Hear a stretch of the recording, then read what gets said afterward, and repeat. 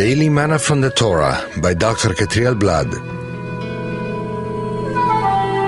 Shalom to all and welcome to the 6th Aliyah of Parashat Trumah, offering.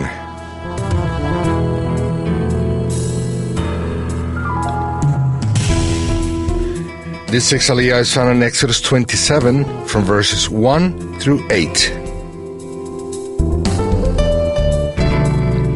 The first verse will occupy the reading today, and it reads as follows. Build an altar of acacia wood, 3 cubits high. It is to be square, 5 cubits long, and 5 cubits wide. What does the altar symbolize? The altar is a place of encounter between the eternal and man. On the altar, something valuable is sacrificed for the eternal. If the body of a righteous person corresponds to the cord of the tabernacle, then what does the altar symbolize? The altar symbolizes the surrender of all the parts of our bodies to full service to the eternal. Your body was created to serve Him 24/7. Paul expressed it like this in Romans 6:12 and 13 and chapter 12, verses 1 and 2.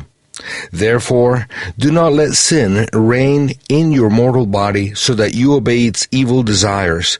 Do not offer the parts of your body to sin as instruments of wickedness, but rather offer yourselves to God as those who have been brought from death to life, and offer the parts of your body to Him as instruments of righteousness. Therefore, I urge you, brothers, in view of God's mercy, to offer your bodies as living sacrifices, holy and pleasing to God. This is your spiritual act of worship. Do not conform any longer to the pattern of this world, but be transformed by the renewing of your mind. Then you will be able to test and approve what God's will is, His good, pleasing, and perfect will. The altar also represents our prayer life. There are 2 altars in the tabernacle. One on the court, which represents prayer life in the body, and another one in the sacred place, which represents prayer life in the soul.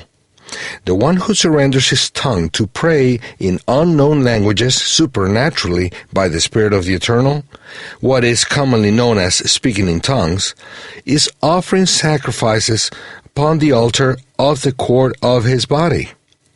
The one who prays with understanding his own words or with a prayer book is offering sacrifices on the altar of gold in the sacred place of his soul.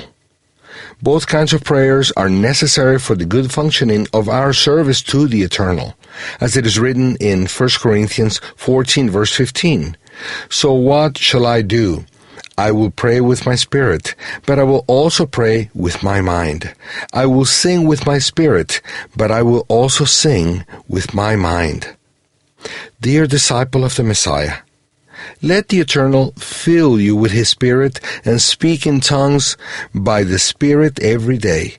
In that way, you'll be strengthened in your inner man, and your spirit will get strength to take control over your life, so you will have power over the Yetzer Hara, the evil inclination.